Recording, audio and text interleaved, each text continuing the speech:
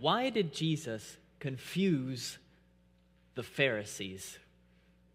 If you know anything about the Pharisees in the Gospels, then you may know that the Pharisaic movement began specifically to ensure that God's people, Israel, remained faithful to him, without compromise, without syncretism with the surrounding nations. That's where the Pharisees came from. And in Jesus' day, when the Word became flesh and was incarnated on this earth, it was still the express purpose of the Pharisees to maintain full devotion to Yahweh. So, that played itself out in several ways. The Pharisees were zealous for the Scriptures and searched them all the time. They were religious experts. They avoided a large number of clear sins that were common even in their culture. They were set apart unto God. So when Jesus came, you would think that Jesus and the Pharisees would have so much in common. Jesus was committed to all these same things. But when Jesus came to earth, he separated from the Pharisees the way that oil separates from water. It's very strange because outwardly they were almost the same. Both claim to live their lives completely in devotion to Yahweh. But the thing that separated them was this: Jesus was telling the truth, and they were not. Jesus said that he came to do the will of the Father, and if you were to remove the panel on his chest, unscrew that, take the plate off, and look directly into his heart, you would find devotion to Yahweh, full submission to the Father. So what he said he was, he was.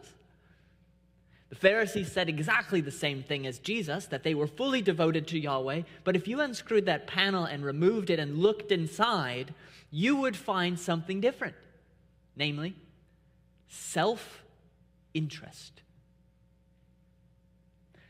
The Pharisees had simply found a way to manipulate the religious culture in which they were born to get what they wanted.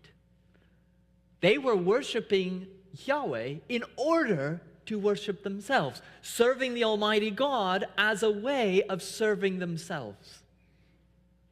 They gave, for example, to the needy, but when they did so, as Jesus said, they sounded a trumpet, quote, that they may be praised by others.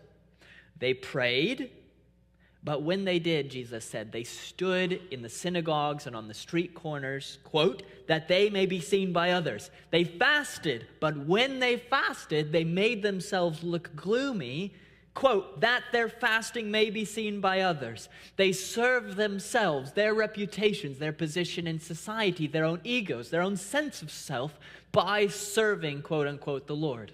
But it was really a self-serving. And Jesus exposed them with words like these: you are like whitewashed tombs, which outwardly appear beautiful, but within are full of dead people's bones and all uncleanness.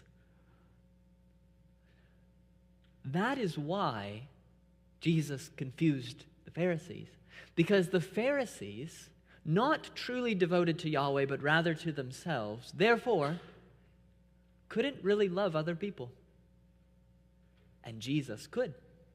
You see, the Pharisees, for whatever they said, really operated on the basis of self-interest, and because of that, when they came to parts of their society like the prostitutes or the tax collectors, who outwardly were not devoted to Yahweh, they could not love those subsets of their community because they were a direct threat to their own interests.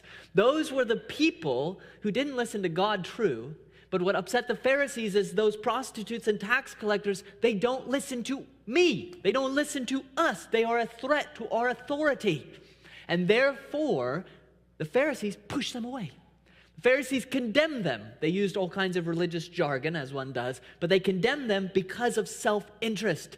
They did not serve the Pharisees. That's why it was confusing when Jesus, who in all external ways looked just like the Pharisees, went to the houses of tax collectors and prostitutes and ate meals with them. What is he doing? oh, that's because in Jesus' heart, he really was devoted to Yahweh and not to his own immediate exaltation. And therefore, the prostitutes and tax collectors were no threat to him, none whatsoever. He could fully express his love, genuine love for them, because there was not self-interest written on his heart. And that is the way that it works for all of us in this life. God's desire for you is to have a heart like Jesus' heart. Not to be religious merely, but to have a heart that is set free from self-interest in order genuinely to love others. And it is to that end that God has given us the passage that we've come to today. Because we have, again, an example of someone who selflessly, without regard to immediate self-interest, loved someone else, even when that other person was potentially a threat. I'm talking about Jonathan. Jonathan has been speaking with David. You may remember that Jonathan's father, Saul, is the king, and unfortunately, Saul the king operates on the basis of self-interest and sees David as a threat to his own throne. And therefore, he's trying to kill David. But he hasn't told Jonathan. So when David tells Jonathan, your father's trying to kill me again, Jonathan doesn't believe him. So they've come up with a plan. At a new moon festival, David is going to absent himself, and Jonathan's going to try to find out, does my father want to kill David or not? But in doing so, as they are concocting their plan right here in our passage, what we find in Jonathan is something that is absolutely not normal. It is someone who loves someone else from the heart, even when their own self-interest is threatened by the other person. Let's see this, because that's what we want to be and have in ourselves. Let's see that in 1 Samuel chapter 20. We're starting in verse 10.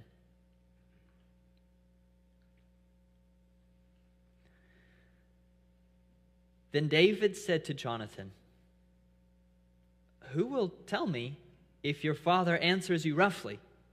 That is, at the new moon festival, when Jonathan asks his father about David, or speaks to him about him. And Jonathan said to David, come, let's go out into the field. So they both went out into the field. And Jonathan said to David, the Lord, the God of Israel, be witness. When I have sounded out my father about this time tomorrow, or the third day, it's a multiple day festival, behold, if he is well disposed toward David, shall I not then send and disclose it to you? But should it please my father to do you harm, the Lord do so to Jonathan, and more also, if I do not disclose it to you and send you away, that you may go in safety. May the Lord be with you, as he has been with my father. If I'm still alive, show me the steadfast love of the Lord, that I may not die. And do not cut off your steadfast love from my house forever, when the Lord cuts off every one of the enemies of David from the face of the earth.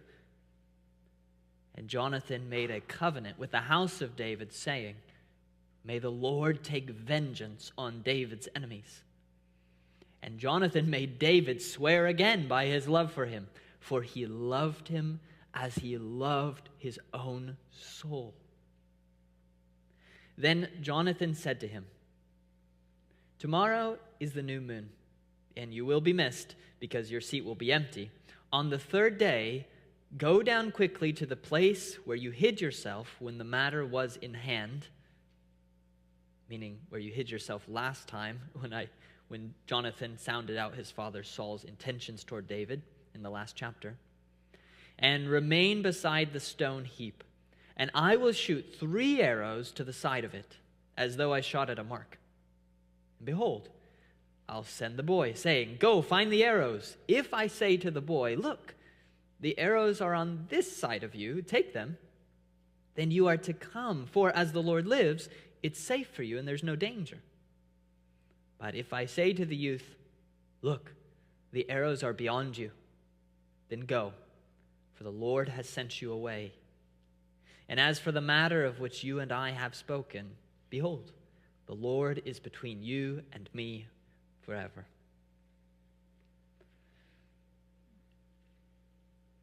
If Jonathan were normal, then, he would consider David his enemy. Because what we see in this passage, maybe for the very first time, as far as we know, is that Jonathan is realizing that David is going to sit on the throne of Israel instead of Jonathan. Now, Jonathan, as Saul's oldest son, is the crown prince.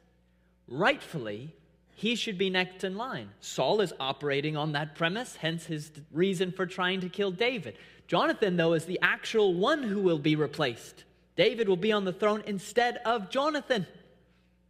So if Jonathan were normal, kind of like Saul, he would be seeking the life of David. He would be trying to get rid of David so that he could sit on the throne and wield power.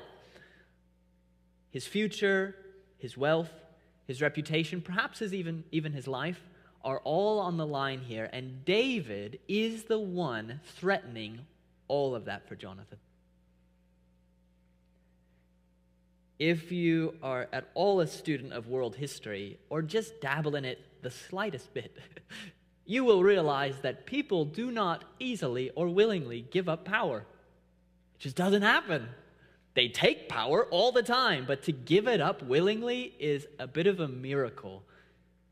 And that's what we're witnessing in our passage. Jonathan realizing that David will take the throne from him. And yet, Jonathan even risking his own life to help David survive.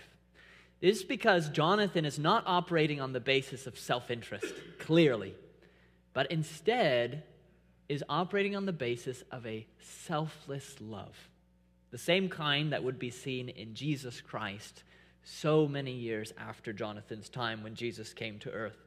We're going to be learning from Jonathan's example then in this passage, and we will begin negatively with what Jonathan would have been tempted to operate under, self-interest. And then we'll see the way he actually lived, selflessly. Self-interest and selflessness. Let's begin with self-interest here. And of course, for all of us, this is a serious temptation to live this way, even if you are a believer in Jesus Christ. Now think about how great a temptation there would be towards self-interest as Jonathan's speaking about halfway through verse 13 here when he says, "May the Lord be with you as he has been with my father. If I am still alive, show me the steadfast love of the Lord that I may not die. And do not cut off your steadfast love from my house forever, when the Lord cuts off every one of the enemies of David from the face of the earth." Jonathan is speaking very delicately in this passage. That's true, for example, when he speaks about his own father. You can see it in verse 13. "Should it please my father to do you harm?" That's a very delicate way to put it. Verse 22 as well. "If I say to the youth, look, the arrows are beyond you," meaning my dad wants to kill you, "then go, for the Lord has sent you away."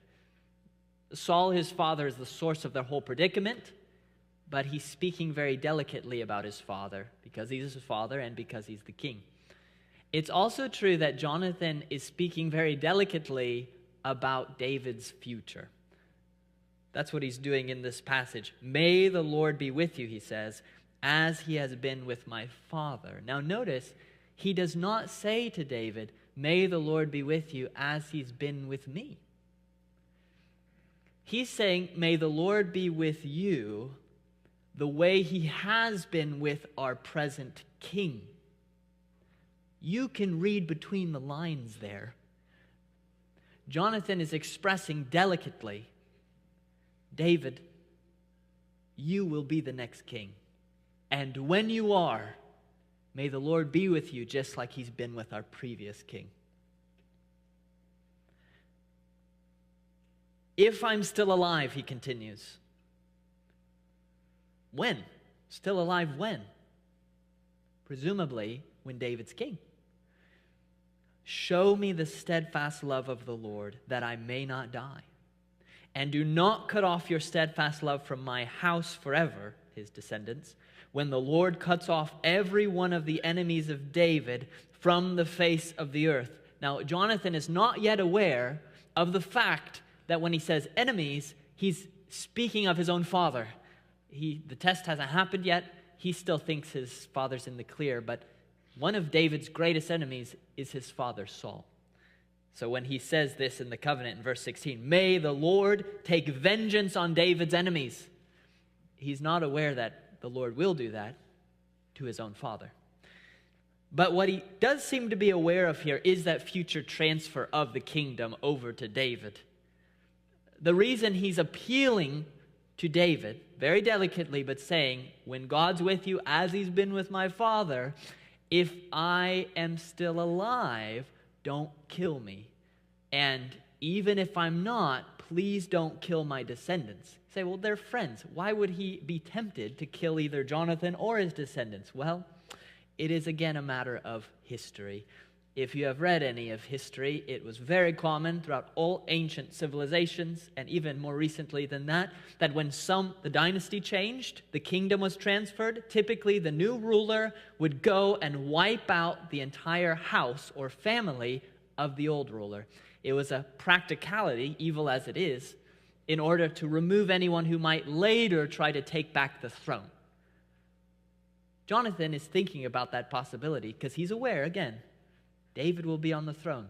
He's saying, David, commit to me now that when you take over the throne, you will not wipe out me or my house. We'll see later that David does keep that commitment to his friend. Now, given what Jonathan is rather delicately expressing, what we can tell he's realized at this point, if he were normal, he would just kill David. You just kill him. He's taken everything from your future. You just kill him. Saul understands that. Jonathan is not only not killing him, he is going out of his way at risk of his own life to make sure David doesn't die. That's the strange thing that's happening in our passage right here. Really, Saul is the example, as we've seen, of just the normal way to do things. Self-interest. That's what Saul lived by. Should it please my father to do you harm? Why would it please him to do you harm? Because that's just normal. That's how he's threatening the dynasty, of course. Actually, Saul himself will express why he wants David dead down in verse 31, which we'll get to later. But verse 31, Saul says, as long as the son of Jesse, David, lives on the earth, neither you nor your kingdom shall be established. You know what? Saul's right. That's true. And Jonathan knows it. Saul is appealing to his son there at the New Moon Festival. He's saying, think about you. Think about your kingdom. Son, self-interest. And Jonathan doesn't do it. That's the weird thing about Jonathan. He just doesn't do it. So strange. Now, I've been saying for some time that self-interest is very normal. And maybe that sounds like a bleak way to look at life. I mean, the whole theory of macroevolution, Darwinianism, as we might call it, is based on self-interest. You survive, you reproduce, you kill off any threats. If you survive, good. It's all self-interest. And so that's the way that people who don't know Christ think about life. But we who do know Christ, we say, well, there's a lot that's wrong with that whole worldview. A lot. But the observation that people operate on the basis of self-interest, we can agree with that. Actually, that's a biblical teaching.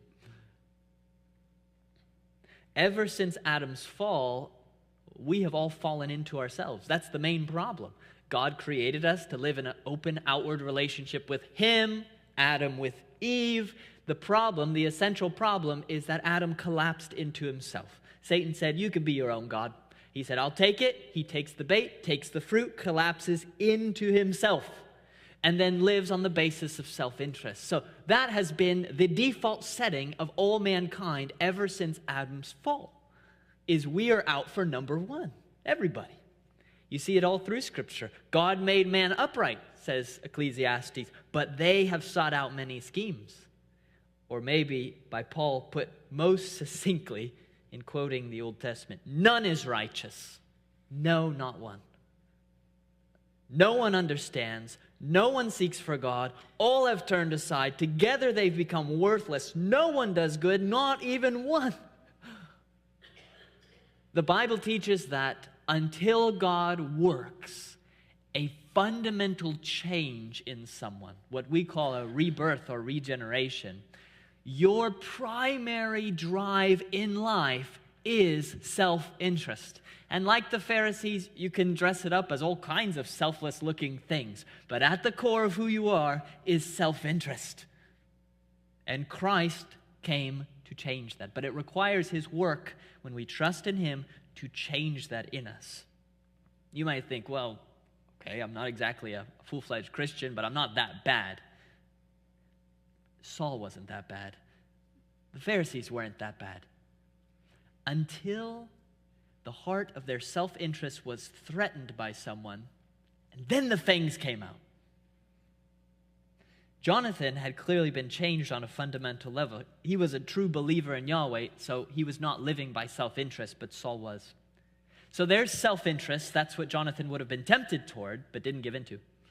Now we move with our passage not to what Jonathan could have been, but to what Jonathan actually was, which is selfless. So from self-interest to selflessness. Now note first that what drove Jonathan was every bit as strong as the self-interest that was driving his father. Saul would not rest until he had attempted to take David's life. He would summon his soldiers and go and chase David down, hunt him like a partridge in the mountains. So it was a very animating self-interest for Saul. But notice that the same is true for Jonathan. It's not self-interest that's the battery in there, but the battery he's using is strong. That's what you see actually just in the language of this whole interaction. You notice how many oaths show up throughout this. The reason for that is given in verse 17. And Jonathan made David swear again by his love for him, for he loved him as he loved his own soul. The battery in Jonathan was a genuine selfless love for David. That's what drove him. Jonathan clearly was fulfilling the great commandment from Leviticus that was quoted by Jesus and by James and by Paul. You shall love your neighbor as yourself. All of us naturally operate on a basis of self-interest. We all naturally love ourselves. All of us do. Even if you hate yourself, you love yourself. But here, the supernatural thing happening with Jonathan is that he loves someone else the way that he naturally loves himself. That's the supernatural piece of it. We actually have seen this once already in the language at the beginning of chapter 18, when Jonathan and David were first introduced to each other after David had killed Goliath. We read, the soul of Jonathan was knit to the soul of David, and Jonathan loved him as his own soul. And then Jonathan made a covenant with David because he loved him as his own soul. I think then it's just an amazing supernatural activity within Jonathan. Not just that he could love David despite the threat David posed to his future, but that he could love him so fervently. Like I said, the language of this passage speaks of something that's very fervent, that's really driving Jonathan. Look at the strength of this language. Verse 12, the Lord, the God of Israel, be witness. Verse 13, the Lord do so to Jonathan and more also if I don't disclose it to you. Verse 21, as the Lord lives, it is safe. Verse 23, behold, the Lord is between you and me forever. The oaths, the strength of the language over and over throughout this passage is because Jonathan feels strongly about David and about David's welfare. His love is so strong that, as we've said before, it wants to express itself in a permanent commitment. That's the idea of the covenant that they are forming between themselves. The beginning of chapter 18, we saw they already had formed a covenant, but here it seems they're renewing their covenant, maybe possibly even expanding it.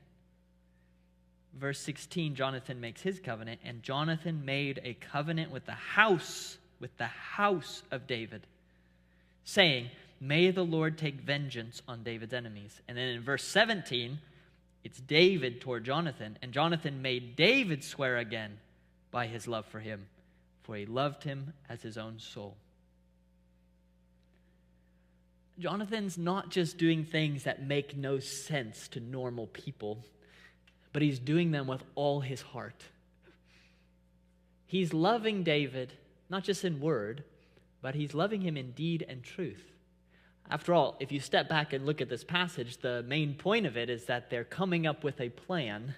It's actually Jonathan coming up with this part of the plan of how they will communicate. How will Jonathan get the information to David once he finds out what Saul's really thinking about David? David had come up with the first part of the plan. I won't go to the new moon festival. You go there, see if your dad's upset, then we'll know if he wants to kill me. But then David had got to the end of that, and in verse 10, he's stumped. He doesn't know what to do next in the plan. Then David said to Jonathan, "Who will tell me if your father answers you roughly?" And Jonathan takes it from there and comes up with the plan of the arrows to communicate to David what his father answered. But I do want to point out, and you can see this in how elaborate Jonathan's plan is, this is dangerous business. This isn't like, oh, if you mess up, that's so silly. If you mess up, then you die. And Jonathan's involving himself in this kind of a plan. Now, you might think, oh, well, Jonathan's immune. I mean, even if he's caught trying to help David, his father's not going to kill him. Just wait till later in this chapter when his father does try to kill him with a spear. He is not immune. So Jonathan is actually putting himself at risk, just like Michal, his sister, had done. He really could die. You see how dangerous and delicate this whole business is. If you just look at the plan, starting in verse 18 here, then Jonathan said to him, "Tomorrow's the new moon, and you will be missed because your seat will be empty." That's what David came up with. "On the third day, go down quickly to the place where you hid yourself when the matter was in hand last time, and remain beside the stone heap. And I will shoot 3 arrows to the side of it, as though I shot at a mark. And behold, I will send the boy, saying, 'Go, find the arrows.' If I say to the boy, 'Look, the arrows are on this side of you, take them,' then you're to come, for as the Lord lives, it's safe for you and there's no danger. But if I say to the youth, 'Look, the arrows are beyond you,' then go, for the Lord has sent you away. And as for the matter of which you and I have spoken," that's the covenant they had renewed there, "behold, the Lord is between you and me, watching over their covenant forever."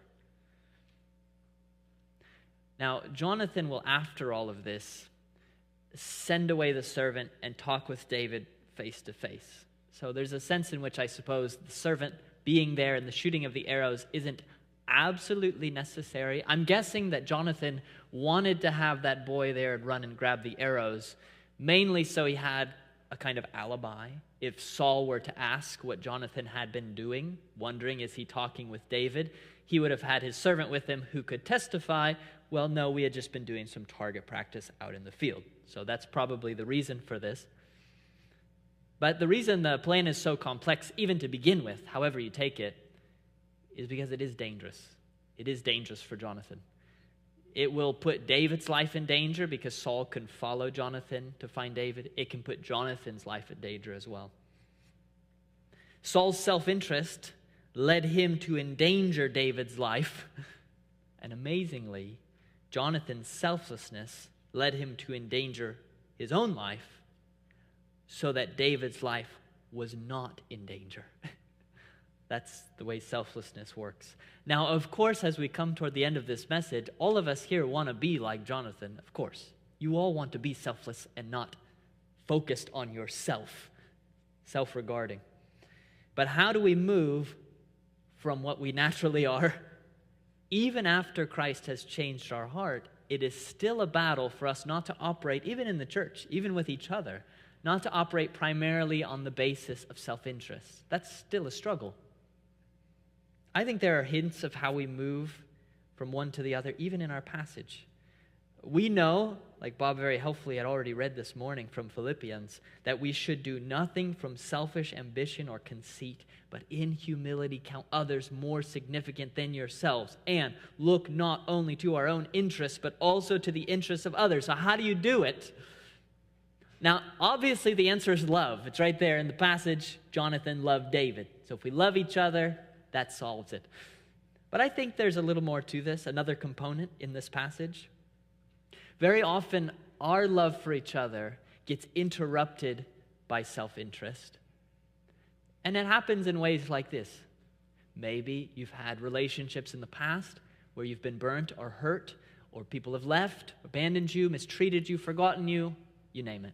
And it really hurt a lot. And it might be in the back of your mind that you don't want to feel that kind of hurt again. So now you are presented with opportunities for all kinds of new relationships with people. But you know that if you move forward in any of those relationships, you will open yourself up to the very real possibility of being hurt just like you were hurt in the past. And so you show up, but in terms of depth of relationship, you just kind of slink into the shadows. Just kind of dart out after service. Don't let anyone see you. What's happened there? I'm not going to say you don't love anyone. I think that's why it hurt the first time, because you did love somebody. But I think what's happened there is that there's a protective self-interest that now has entered in and interrupted the expression of your love for others. Happens all the time. It could happen also this way.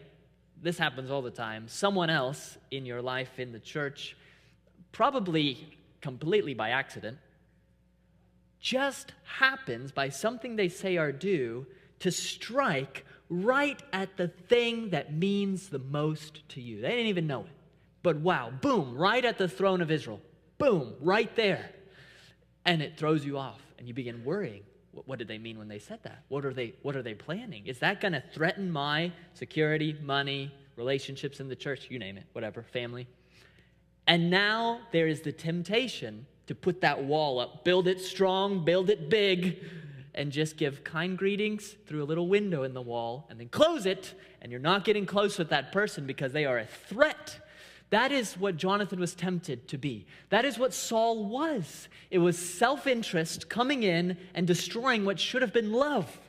So I think for us as believers, if we're going to be able to have depthy relationships with each other, how do you combat that self-interest that remains?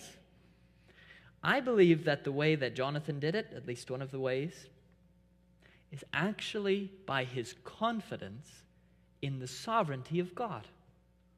I'll show that to you in this passage. Look how Jonathan describes possibility number one of his test. If his father's well disposed toward David, verse 21, then you are to come, for as the Lord lives, it's safe for you and there's no danger. And that word safe there in the Hebrew, it's shalom.